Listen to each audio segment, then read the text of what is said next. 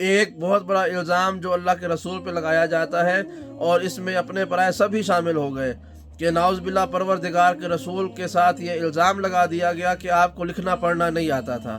اور اس کی دلیل میں وہ کیا لے کے آئے؟ قرآن مجید کا ایک لفظ لے کے آئے کہ وہ جو اللہ کے رسول کے بارے میں قرآن میں نازل کیا گیا کہ اللہ نے فرمایا ہم نے آپ کو رسول امی بنایا ہے۔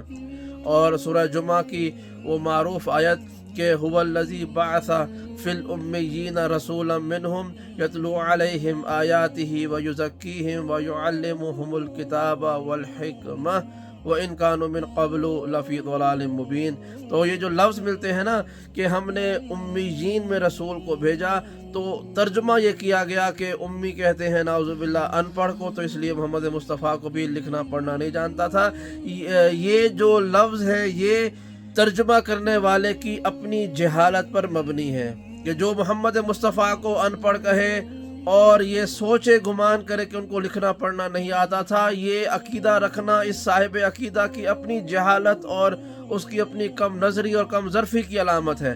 ورنہ وہ شہنشاہ اسی آیت میں جس کو یہ دلیل بنائے کہہ رہے ہیں کہ لفظ امی میں کا مطلب ان پڑھ ہوتا ہے، اور خدا کہہ رہا ہے کہ ہم نے ان پڑھوں میں ایک ان پڑھ نبی بھیج دیا، تو یہ اس قدر غلط جملہ ہے۔ یہی آیت کے الفاظ اس عقیدے کی نفی کرتے ہیں۔ کیا وہ یہ ہے کہ اللہ کے رسول کو بھیجا گیا امیین میں؟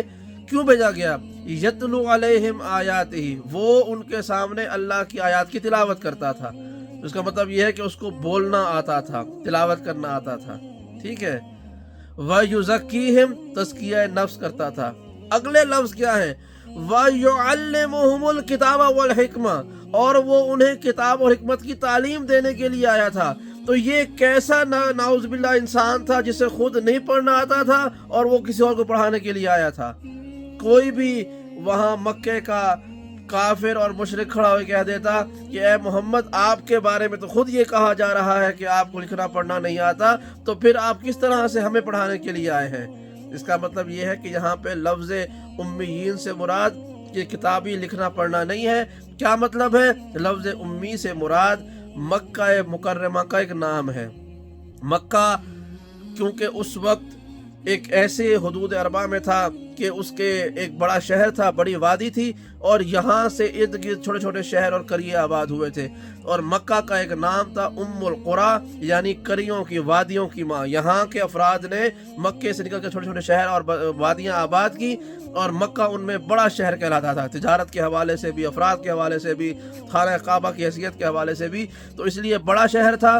یہاں سے چھوٹے چھوٹے شہر اور قریے آباد ہوئے، تو لہٰذا مکے کا ایک نام تھا ام القری۔ مکے کے رہنے والوں کو امی کہتے ہیں اس لیے چونکہ یہ ام القری کے رہنے والے ہیں۔ جیسے آپ نے دیکھا ہوگا کہ بعض افراد نجفی نام لکھواتے ہیں اپنے نام کے ساتھ، دہلوی لکھواتے ہیں، لکھنوی لکھواتے ہیں۔ اس طرح کے اور افراد ہیں کہ جو اپنے شہروں کی نسبت سے اپنے ناموں کے آخر میں لفظ لکھوا دیتے ہیں۔